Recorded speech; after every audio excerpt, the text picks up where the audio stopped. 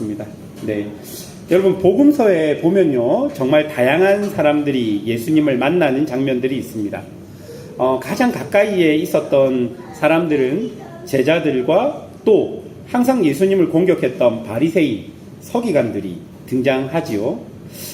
또 구체적으로 보면 밤늦게 찾아온 니고데모와 사마리아 여인, 그리고 대가볼리의 군대 귀신 들린 사람과 친구 손에 이끌려온 중풍병자 등등, 복음서에는 이 땅에 오신 예수님께서 인생의 여러 문제와 아픔, 죄와 사망 속에 있었던 사람들에게 찾아가셔서 그들에게 제사함과 영생을 주신 이야기가 잘 기록되어 있습니다. 그런데 여러분, 복음서를 조금 더 깊이 읽어보면 예수님을 만났던 각각의 사람들이 예수님이 보여주신 하나님의 아들, 메시아의 모습보다는 자신이 원하는 대로, 다시 말해서 자신이 보고 싶은 대로 예수님을 보고 있다는 것을 우리가 알 수 있지요. 예를 들어서 예수님이 십자가를 지시기 위해 예루살렘으로 올라갑니다. 이때 제자들은요, 다들 흥분이 되었습니다. 왜냐하면 십자가를 지시러 간다는 것을 모르고 있었기 때문에 제자들은 유대 사람들에게 인기 있고 능력 있는 예수님이 예루살렘에 올라가면 당장 유대의 왕이 될 것이라고 믿었기 때문입니다. 그래서 제자들은 누가 더 높은 자리에 앉을 수 있을까를 논쟁까지 했던 것이죠. 또 다른 이야기를 보자면 예수님께서 보리떡 5개와 물고기 2마리로 5,000명의 사람들을 먹이시는 사건이 기록되어 있습니다.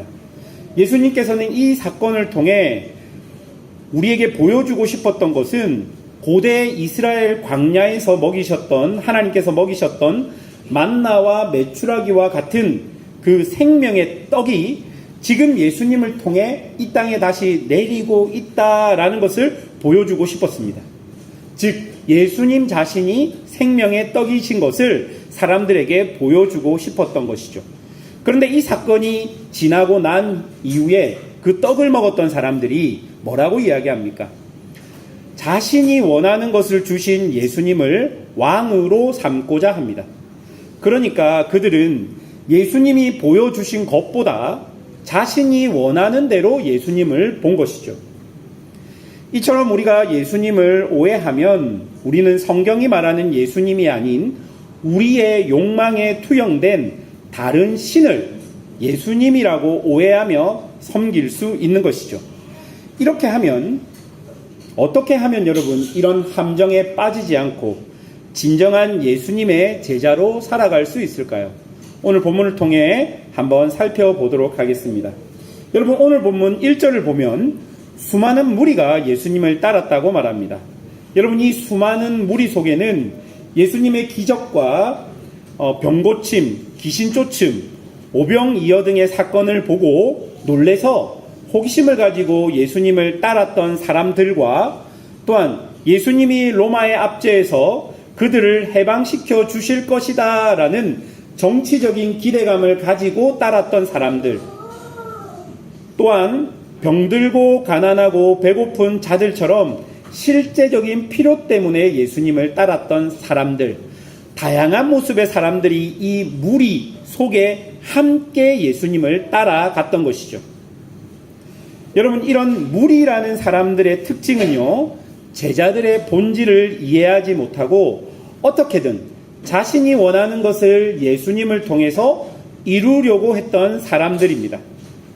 자신이 원하는 것이 예수님을 통해 이루어지면 열광했던 사람들이죠. 그런 무리들에게 예수님은 26절과 27절을 통해 제자가 되는 것이 무엇인지 정확하게 우리에게 말해주는데요. 26절과 27절 다 같이 한번 읽어보겠습니다. 무릇 내게 오는 자가 자기 부모와 처자와 형제와 자매와 더욱이 자기 목숨까지 미워하지 아니하면 능히 내 제자가 되지 못하고 누구든지 자기 십자가를 지고 나를 따르지 않는 자도 능히 내 제자가 되지 못하리라. 여러분, 이 말씀을 보면 여러분 어떻습니까? 상당히 부담스럽죠. 예. 미워하라라고 이야기하고 십자가를 지고 따르라고 이야기합니다. 여기에 보면 제자의 두 가지 조건이 정확하게 우리에게 보여지고 있는데요. 먼저는 자기 부모와 처자와 형제와 자매, 더욱이 자신의 목숨까지도 미워하는 자가 제자다라고 이야기합니다. 여러분, 여기서 이 미워하다는 동사, 이 동사는 히브리적 표현으로 비교법적 의미로 이해해야 합니다. 그러니까 여러분, 단순히 이 말을요, 부모와 처자와 형제 자매를 그냥 미워하는 것으로 단순히 해석하면 안 되고, 오히려 그것들보다 예수님을 우선시하라라고 해석해야 정확한 것입니다. 그러니까 내가 예수를 믿기 위해서 부모와 형제와 자매를 완전히 미워해야 된다, 그렇게 생각하면 오해하는 것이고, 그것들보다 예수님을 우선순위에 두는 것이다 라고 해석되어야지 더 적당한 것 같습니다. 여러분, 이 시대 관점으로 보자면 부모와 처자, 형제 자매 등의 가족은 삶의 안전망이었습니다. 이 시대는 농경과 수공업의 사회였습니다. 그때는 가족이 곧 뭐였습니까? 생계 수단이었습니다. 자녀들은 부모와 함께 농사와 어업과 목공 등의 기업을 이어받으며 살았고, 나이가 많으신 부모님들은 자녀들의 부양에 의존해야 했습니다. 그러니까 여러분, 가족을 떠난다는 것은 곧 경제적인 기반을 잃고 생존의 위기에 직면한다는 의미가 있었던 것이죠. 또한 여러분, 그 시대의 유대 사회는 개인의 신분보다 가족과 가문의 명예가 더 중요했습니다. 그래서 사람을 평가할 때도 그 사람이 누구의 아들이었는지, 어떤 가문의 출신이었는지가 큰 기준이었습니다. 그래서 가족을 거스르는 선택은 곧 사회 속에서 자신을 고립시키는 것이었습니다. 또한 여러분, 종교적으로도요, 가족은 종교적 정체성과 율법 준수의 전수자였습니다. 여러분, 안식일의 준수, 절기를 참여하는 것, 율법을 교육하는 것, 모든 것이 가족 단위로 이루어졌던 것이죠. 한마디로 그 시대 가족은 나의 모든 삶과 직결되는 아주 소중하고 중요한 곳이었습니다. 그래서 그 시대 사람들에게 가족은 매우 소중한 가치였습니다. 그런데 여러분, 이런 가족보다 예수님을 더 소중한 가치로 우선시하라는 것이 미워하라는 단어의 의미가 되는 것이죠. 그 시대 사람들에게 이것은 자신의 모든 안정을 가족이 아닌 하나님께 두라는 요청이었습니다. 여러분, 33절의 말씀을 한번 보십시오. 거기에 보면 자기의 모든 소유, 즉 자신을 지탱하는 모든 것을 내려놓고 예수님을 따르라고 말합니다. 여러분, 조금 더 구체적으로 말해서 자신을 지탱하는 돈이나 가족이나 신분, 이 모든 것들을 버리고 자신을 지탱하는 그 안전망을 예수님께 두라라는 그 말일 것입니다. 그런데 여러분, 우리는 이 말씀을 보면 자꾸 하나님 외에 다른 것은 다 미워해야 한다라는 것으로 이해합니다. 특별히 이 다른 것들이 신앙과 부딪힐 때는 그 다른 것들을 다 버리고 포기해야 한다라는 것으로 오해하게 됩니다. 여러분, 제가 어릴 때 이 본문을 어떻게 이해하고 적용했는지 한번 예를 들어 말씀드려 볼게요. 중학교 3학년 때쯤 일이었습니다. 여러분, 그때는 부산에 있는 고등학교는 고등학교 입학시험을 쳤습니다. 연합고사라는 시험이 있었는데 한 200점 만점에 커트라인이 한 128점 정도 되었던 것 같습니다. 인문계를 가는 거의 대부분의 친구들이 그 시험을 무사히 통과해서 고등학교로 그렇게 진학하게 되었습니다. 별로 어렵지 않았던 시험이었습니다. 그런데 저희 부모님은 그래도 걱정이 되니까 이제 중3이 되었으니 공부를 해서 그 시험을 치고 고등학교를 가야 되니 교회를 가지 마라, 저한테 말씀했던 겁니다. 여러분, 특별히 제가 공부를 못해서 그렇게 이야기한 게 아니라 제가 중학교 성적이 좀 좋았습니다. 그런데 부모님은 이제 걱정이 되는 거예요. 그걸 떨어지면 고등학교를 못 가니까 교회를 가지 말고 공부를 하라. 그렇게 이야기했습니다. 그런데 여러분, 저번에 제가 이야기 한번 드린 적이 있는데 저는 중학교 2학년 때 이미 목사가 되고 싶다라는 생각을 했던 학생이었습니다. 그런데 중학교 3학년 때 집에서 교회를 못 가게 하니까 어린 저의 마음에 이것이 예수를 믿는 데 다가오는 핍박처럼 느껴졌던 것이죠. 사실 저희 부모님은 그렇게 말씀만 하시지 제가 교회를 가도 크게 뭐라고 하실 분들이 아니었습니다. 아무튼 이상하게 그때 마음에는 어떤 반항심이 좀 생겼던 것 같습니다. 그래서 제가 신앙적으로 어떻게 적용을 했냐면 내가 이 핍박을 이기고 내가 이 어떤 고난과 역경이 와도 이 핍박을 이겨야 된다라고 그렇게 생각했던 것 같습니다. 여러분, 그때 제가 붙들었던 말씀이 이 26절의 말씀입니다. 형제, 자매, 가족을 미워하라. 여러분, 이게 맞습니까? 얼마 전에 방문하신 교수님과 함께 담소를 나누던 중에 그런 이야기를 교수님께서 하셨습니다. 미국에는 많은 교단에서 목사 시험을 볼 때 심리검사나 적성검사 등을 한다고 합니다. 그런데 옛날에 그 심리검사나 적성검사에서 한국 목사님들이 많이 떨어졌다고 합니다. 시험을 치면 한국 목사님들이 거의 1등, 2등을 하는데 심리검사나 적성검사를 하면 많이 떨어졌다고 하는데 그 이유가 무엇이었냐면 문제에 교회와 가정에 대한 이야기만 나오면 한국 목회자들은 무조건 가정을 버리고 교회를 선택해야 한다. 그것이 옳다라고 기록했기 때문에 그렇게 떨어졌다고 합니다. 여러분, 교회와 가정을 대결 구도로 본 것이죠. 사랑하는 여러분, 이 말씀은 가족을 버리거나 가족을 적대적으로 생각하라는 말이 아닙니다. 표면적으로는 늘 하나님을 선택하고 교회를 선택하라는 그 말이 아니라는 것입니다. 이것은 예수님의 말씀이 나의 삶, 나의 모든 곳에 영향을 주고 그 말씀이 나를 통치해서, 그러니까 그 말씀이 나를 지배해서 그 말씀에 따라 내가 가족을 사랑하고 그 말씀에 따라 내가 돈을 벌고 그 말씀에 따라 사회생활을 하라는 것입니다. 한마디로 모든 삶의 영역에서 하나님의 통치가 일어나도록 살아가라 라는 권면이 26절에 이렇게 완곡하게 기록되어 있었던 것입니다. 여러분, 그러면 이렇게 살기 위해서 우리에게 필요한 것은 무엇일까요? 바로 27절에 나오는 자기 십자가를 지고 예수를 따르는 것입니다. 보통 사람들, 그러니까 보통 많은 성도들이 자기 십자가가 무엇이냐고 물어보면 대부분의 집사님들이 남편요, 아내요, 자녀요, 지금 나의 어려운 상황 등을 주로 이야기합니다. 그러니까 자신이 극복해야 할 사람이나 문제, 상황 등을 자기의 십자가라고 이해하고 살아갑니다. 그런데 여러분, 그것은 여러분의 십자가가 아닙니다. 예수님에게 십자가는 자기에게 주신 하나님의 사명이었고 하나님의 뜻이었습니다.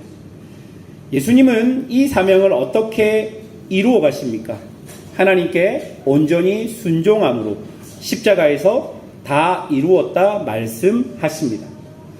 그러므로 자기 십자가를 지고 예수를 따른다는 것은 나에게 주어진 하나님의 사명과 뜻을 가지고 전적으로 하나님께 순종하며 나아간다는 의미가 되는 것입니다. 그런데 여러분, 이렇게 살아갈 때 세상이 우리를 유혹하고 공격하고 해유하고 포기하도록 만들기도 한다는 것입니다. 예수님을 보십시오. 사단이 예수님을 시험할 때 뭐라고 이야기합니까? 내가 하나님의 아들이면 내가 하고 싶은 대로 너의 욕망에 따라 모든 것을 다 해보아라 라고 말씀하지 않습니까?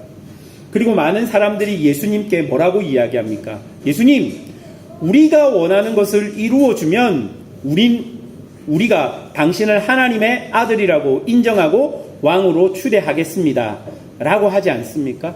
또 종교 지도자들은 예수님과 협력하여 로마와 대적하려 했지만 예수님이 자신의 뜻과 같지 않으니 예수님을 십자가에 못 박지 않았습니까? 이것이 여러분, 예수님이 십자가의 길을 가는데 예수님을 유혹하고 공격하고 회유하고 포기하도록 만드는 것입니다.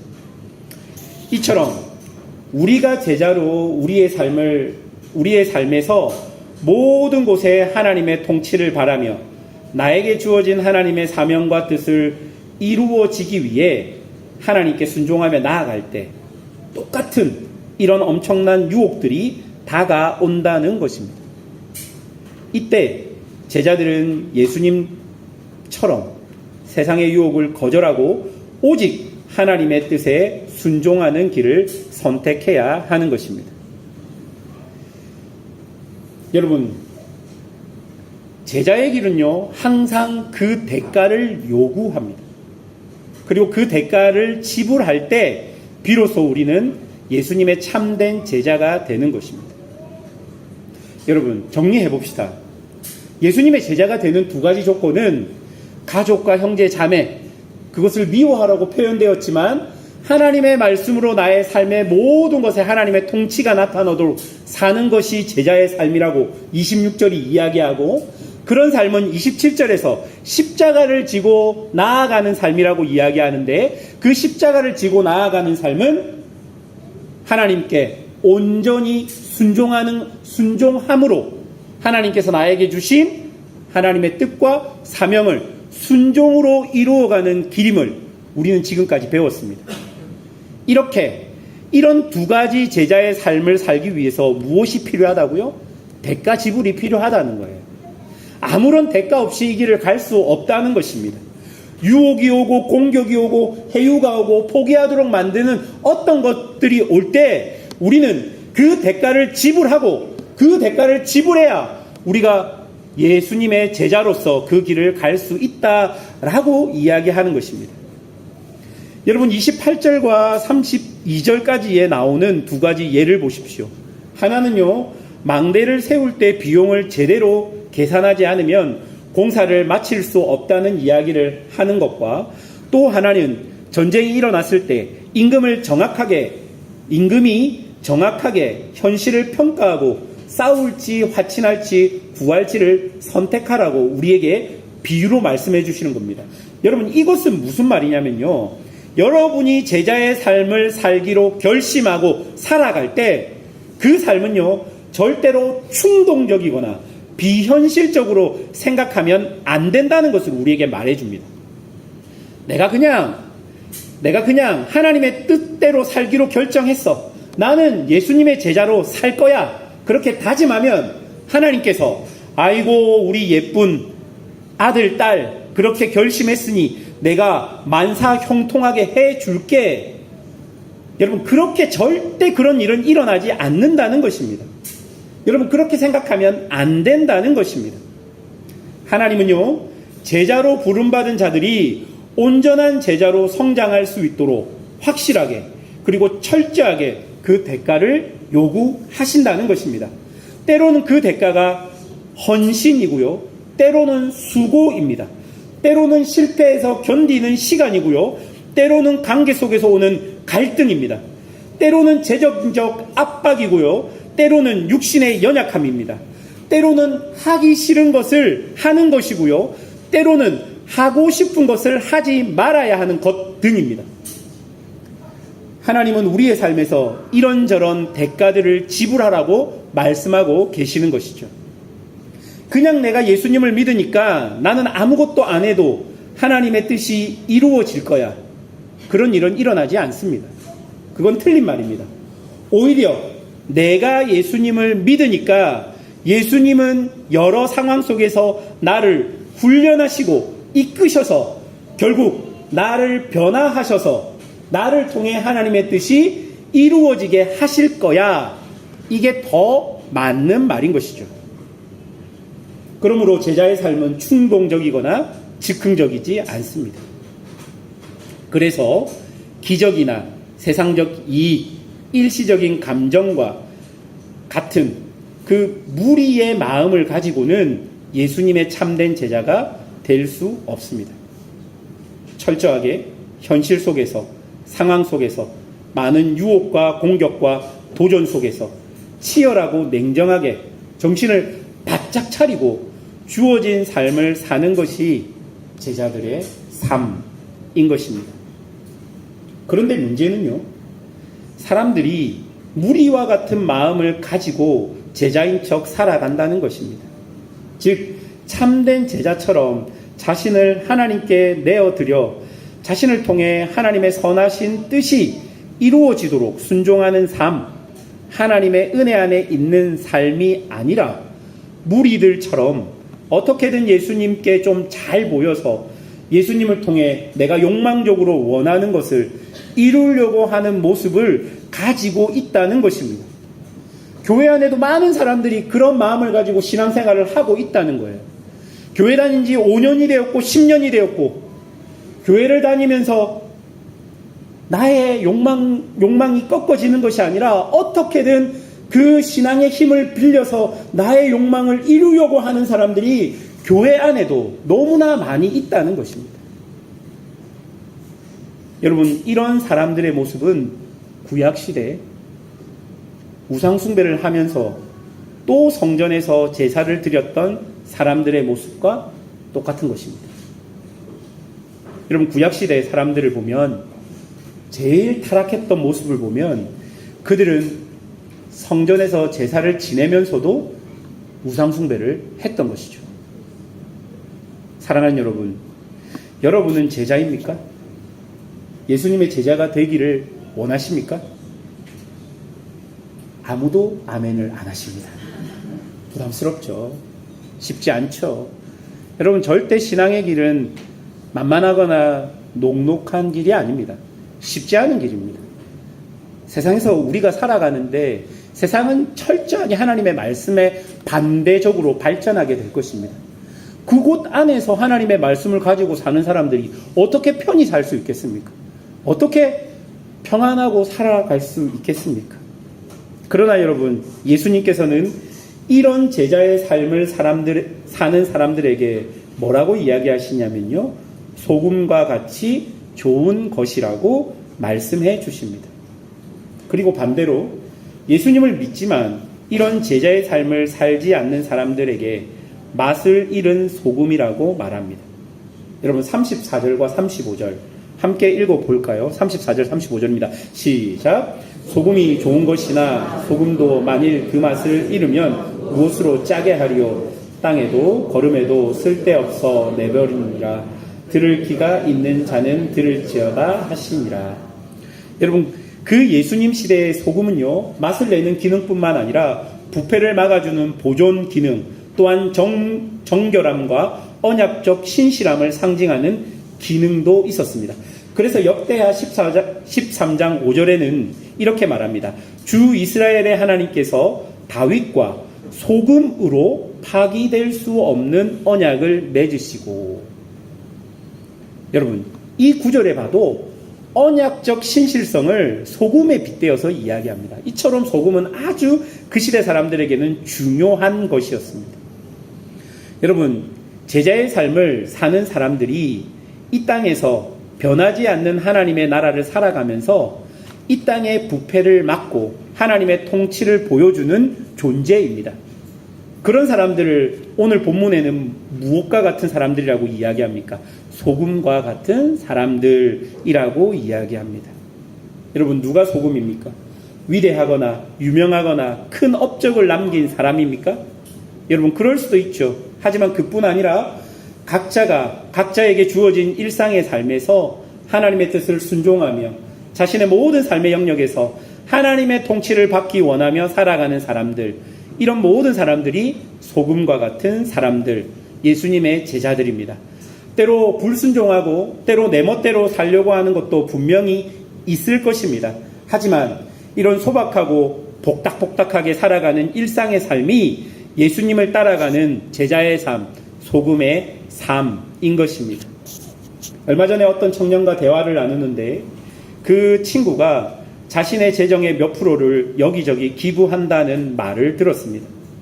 돈을 벌고 그것을 자신만을 위해 사용하는 것이 좀 꺼리낌이 있어서 그렇게 시작해서 꽤 오랫동안 꽤 많은 곳에 자신의 재정을 쏟고 있다는 이야기를 들었습니다. 그리고 또 어떤 친구는 일정한 시간을 들여서 자신의 재능을 기부하는 친구도 있었습니다. 또 어떤 분은 교회 중보기도 제목을 가지고 정해진 시간에 얼굴도 잘 모르는데 그들을 위해 기도하는 사람들도 있었습니다. 저번에 어떤 분이 그런 말을 하더라고요. 얼굴도 모르는 분을 중보기도 제목만 보고 기도했는데 저번에 한번 얼굴을 보고 인사하는데 처음 보는 것 같지 않고 매우 친근하게 느껴졌다라고 말하는 것을 듣기도 했습니다. 또 어떤 사람들은 마음이 아프고 외로운 분들의 곁을 지키며 그들을 위로하기도 합니다.